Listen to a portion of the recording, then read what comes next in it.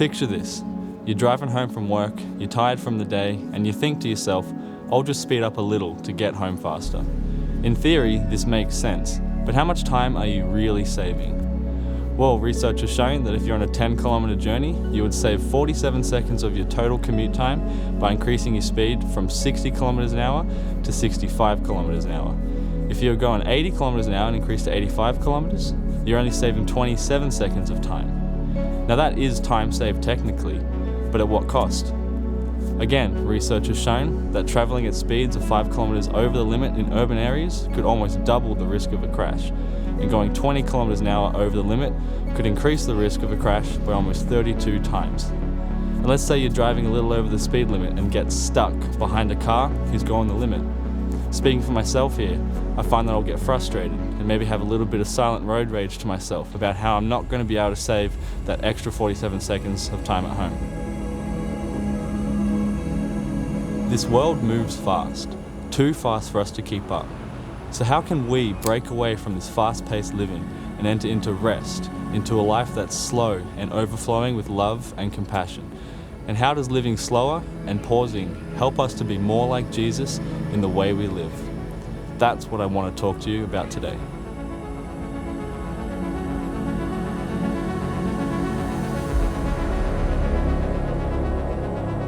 John Mark Comer is a pastor, a teacher, and an author. One of his books he's written is called The Ruthless Elimination of Hurry. As you can tell by the title, this book is about the need to ruthlessly eliminate hurry from your life. One of my favourite quotes from the book is this: "Hurry and love are incompatible.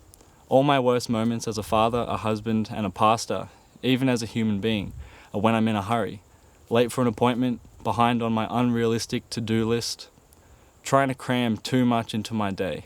I ooze anger, tension, a critical nagging, the antithesis of love." He's absolutely right. My worst moments as a husband and a friend are when I'm in a hurry, when I'm caught up in the fast-paced life this world offers. Hurry creates tension and stress that you otherwise didn't need to invite into your life. One part of our vision statement here at church is to become like Jesus. Who is Jesus and what is he like? Well, in Colossians chapter 1, verse 15, Paul writes this: "The Son is the image of the invisible God." The word image, translated from the original Greek, means two things. The first is likeness, which means like a reflection in a mirror. And the second is manifestation, meaning that God is fully revealed in Jesus. So just as Jesus is a mirror image of God, we are called to be a mirror image of Jesus. So what do we know about Jesus? Well, a few things are: he's loving, he's kind, he's generous, he's compassionate, and he knows when to pause. Looking in the Bible, there are many times where Jesus would go away to a place of solitude to pray, to slow down and to pause. He got away often when things got busy for him, or he needed to make a decision. For example, in Mark chapter 1 verse 35, just after Jesus had healed many sick and demon-possessed people, it says, "Very early in the morning while it was still dark, Jesus got up, left the house, and went off to a solitary place where he prayed." Another time was in Luke chapter 6 verses 12. Just before Jesus chose the 12 apostles, it says, "Jesus went up on a mountain to pray, and he prayed to God all night." It's important to note here that Jesus didn't go off to a lonely place to just chill out. He paused for the right reason. He prayed. So how come, as Christians, we don't do the same when work or life gets busy, or when we need to make a big decision? Instead, we turn to other things, like our phones or social media or TV or even sleep. If we turn to prayer, we can actually realign with God and find rest. The demands of life pushed Jesus to prayer, not from it. It should push us to prayer too.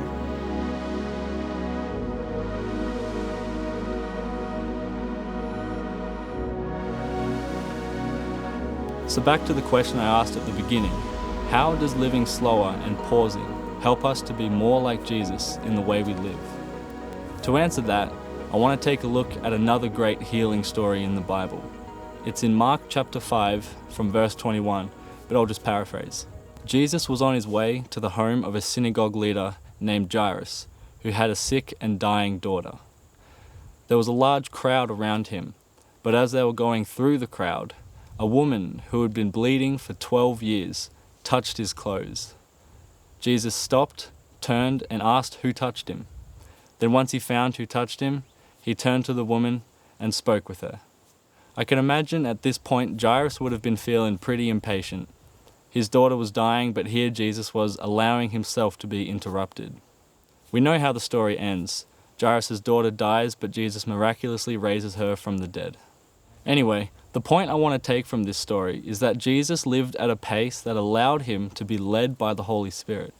If Jesus was moving quickly through the crowd, he would have made it to Jairus' house and healed his sick daughter.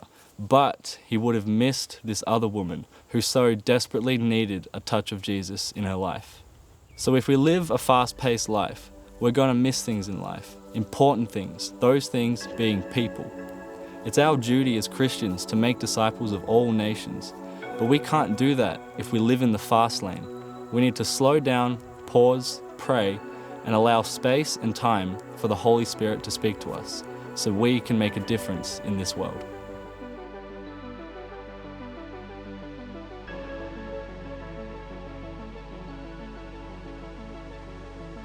What if instead of driving fast to get home sooner, you go the speed limit?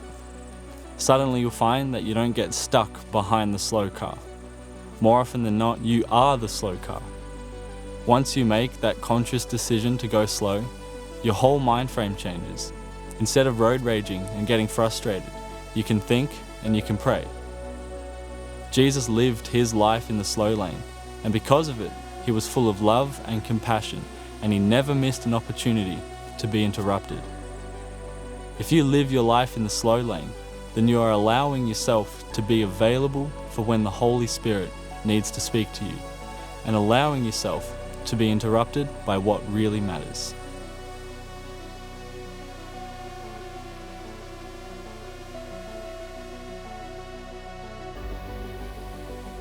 Well, what a great thought from Jackson. We're going to keep the chat going with some discussion questions. First one, when was the last time you experienced an unexpected interruption in your daily routine? How did you handle it, and what might have been the outcome if you responded differently? Second one, how can we incorporate times of solitude and prayer into our daily routines? And last one, what are some steps we can take to identify and eliminate hurry from our lives?